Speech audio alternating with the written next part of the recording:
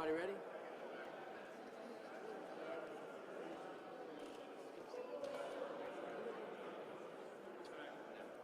I guess we'll get started.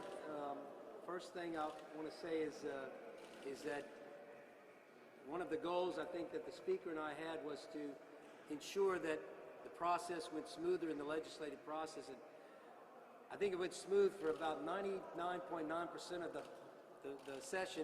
And at the very end, I got a little worried there, Clay. But I want to thank all of the members of the legislature, both the Senate and the House, for working so well together. I know that there's always, people get in contentious discussions when you have a deliberative body and you have to vote on issues that can be divisive. But for the most part, I thought it was a great session. We did pass some things like tax reform that I think in the end we'll find out years from now, but I think they may be generational in nature. We certainly need the support of the voters at the ballot box to vote on those constitutional amendments to help all of the change. And I want to specifically thank the Chairman of Revenue and Fiscal Affairs, Senator Brett Allan, the Chairman of House Ways and Means, Stuart Bishop, for leading the fight on that. And I think that's been a long time in coming. And again, to my colleague, Speaker Clay Schexnayder, it's been a wonderful experience working with him. I'm going to turn it over to him. Thank you, President. Listen, none of this was possible without the cooperation with the Senate, President Cortez, and all of the Senate members and House members behind us. I can tell you, in years past when I served in the House, I seen us work on things and get things halfway to the goal line and never be able to get it across. Well, I can tell you this is a monumental moment and a monumental session for this legislature. This is 40 years, that's how long it's been since we've been working on getting true tax reform package passed across the state that's going to help the people and the small businesses of the state. That was a major goal that we set on ourselves to move forward. And this past summer, we walked and traveled and went all over the state to meet with locals and sheriffs and mayors and different town members, and we did those things and met with them to find out what their needs was to be able to bring things back home. We did that. Tax reform was number one. They said it couldn't be done, it got done. Major infrastructure projects, investments, dedicated to making another one that said that they couldn't be done. And from the bridges in Baton Rouge to Lake Charles, big projects, investments in central Louisiana, North Louisiana, and South Louisiana. All of that done without raising taxes. I couldn't think of a better time to be in Louisiana than right now on what we've done and accomplished as a legislature. We've had our challenges, but we stood fast and we stayed with the task at hand. We got it done. We moved forward. I want to thank President Cortez again and every Senate member, my Appropriations Chairman, Ziza Rang, my Ways and Means Chairman Bishop, who stayed here late nights and done the things that they needed to do to make sure that we could get these things done. So with that, I thank all of y'all for what you do. Thank you, and God bless Louisiana.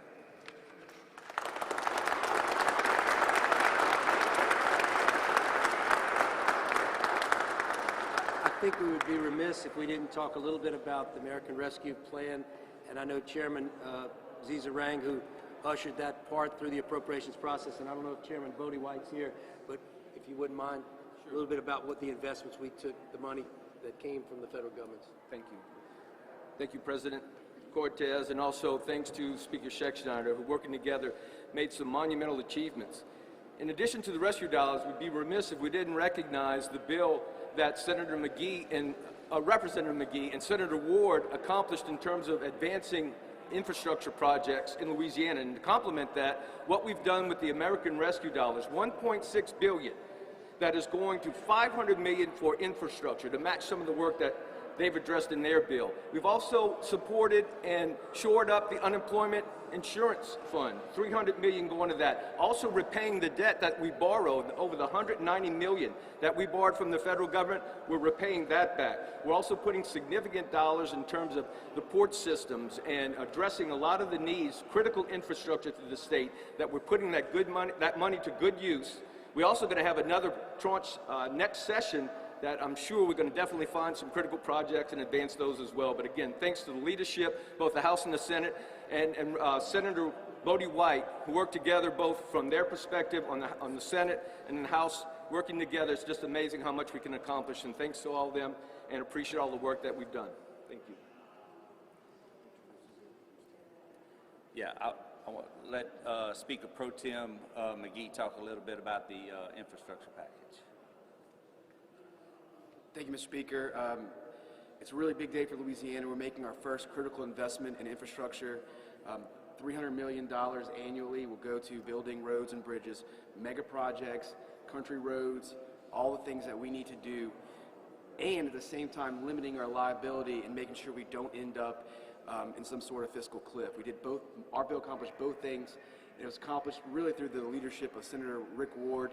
We could not have done it without him, and working with the Senate and the House to put together a package that is both fiscally responsible, but also will accomplish the goals of the Calcasieu Bridge, the Baton Rouge Bridge. All of that is now possible in Louisiana.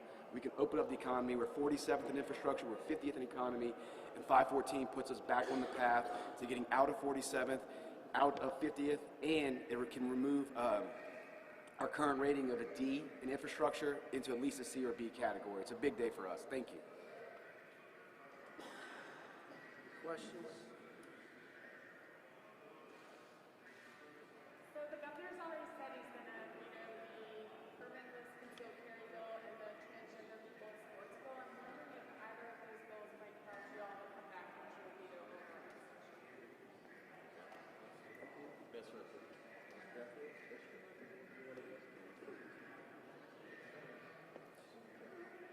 I think the bill has the support of over 80% of the people of Louisiana.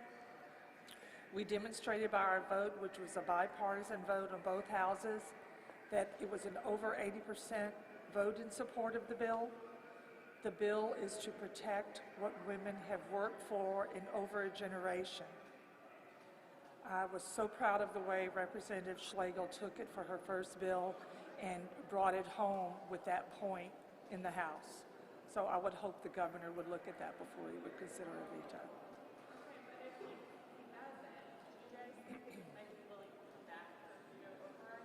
I can't speak for the both House, but the House and the Senate, but I can, from what I hear from colleagues, is that they think it's a worthy effort to come back and override.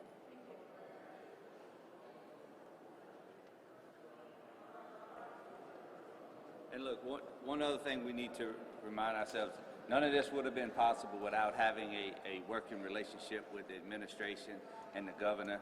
I know myself and President Cortez thank the governor and his staff for having a open door policy when we needed to get up there and discuss issues. And he was always willing to listen and willing to work with us whenever we had questions or doubts on things moving forward. So look, it took all of us to get this done. But I'm so proud of this legislature behind us. Both sides done a great job. They worked hard to get this done, and this is something that's great for the state of Louisiana. And I look forward to many, many more major accomplishments coming forward. So thank you.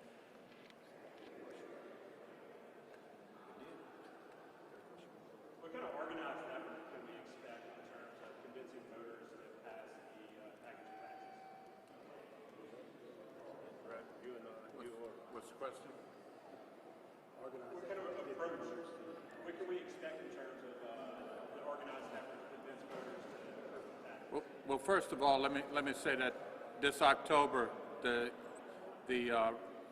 citizens of Louisiana are going to have a chance to vote on a generational change in taxes in the state of Louisiana. Not only will we be able to weigh in on centralizing and simplifying sales tax, but we're also going to be voting on lowering personal income tax, corporate income tax, and franchise tax in a way that will improve our scores nationally with a lot of organizations that rate us. I think you're going to see a very concerted effort by a lot of people that care about this state and want to see the antiquated tax policies that we have now improved. And I think you're going to see a huge push by many organizations who's already stepped forward and said that they would like to contribute and put together a concerted effort to get this across the ballot. Anything else? I'd like to recognize Representative Bishop, who has played, on the House side, who's played a leading role in helping us get this tax package forward. Isn't it amazing what happens when the Senate and the House work together? And we have proved over the last several, well, Senator Ala and I have been meeting about this for well over a year. We actually changed the tax program of the state of Louisiana since the last time the man who built this building sat in the president's or the governor's office. I'm sorry. So you know what? This was a change that needed to happen, and I was honored to work with him, the president of the Senate, the Speaker of the House, and all the members of the legislature. What we have done this year is monumental, and I hope that the citizens understand what we're doing is an archaic tax system. We simplified it, and we could not have done it without the support of all the members. So, therefore, we look forward to the next vote, and I promise you, industry that all got on board with it, between he and I, we can be somewhat persistent. I'm not going to lie to you, very persistent. And we will be talking to the industry to make sure that they understand how important it is to get the message out of the changes that we made for the state of Louisiana. Thank you.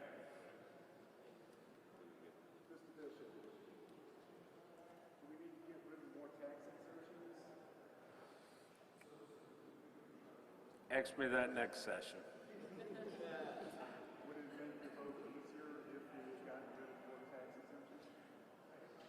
I'm not saying it would, or I'm not saying it would, and I can't speculate on that.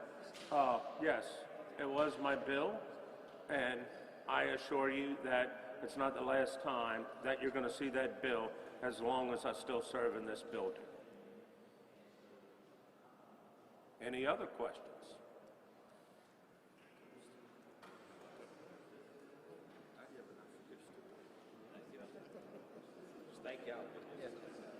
Thank you. Wanted